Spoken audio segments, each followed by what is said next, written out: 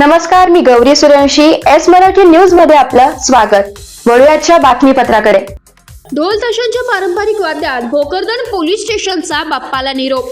भारतीय संस्कृतीत कोणताही सण प्रत्येक जण आपल्या दैनंदिन कामांच्या व्यापातून थोडी उसंत काढून साजरा करतो. मात्र अशा सणासुदीला पोलिसांची जबाबदारी वाढते व त्यांना सेवेवर हजर राहावे लागते.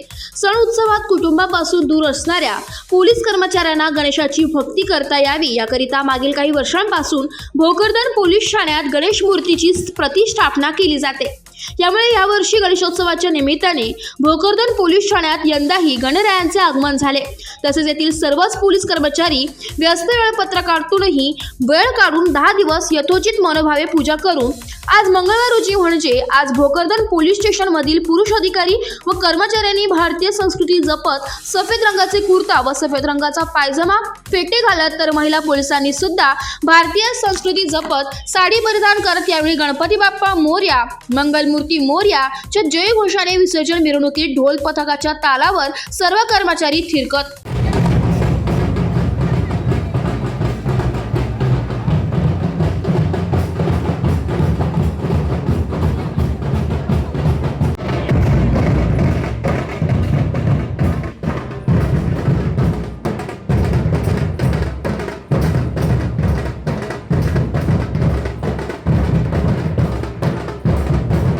भोकरदन शहरातील श्री स्वामी समर्थ केंद्रातील नगर परिषदेने फुलांच्या पाकळ्यांनी सजवण्यात आलेल्या पाण्याच्या हौदामध्ये भक्तिभावाने बाप्पाला निरोप देत बाप्पाचे विसर्जन करण्यात आले.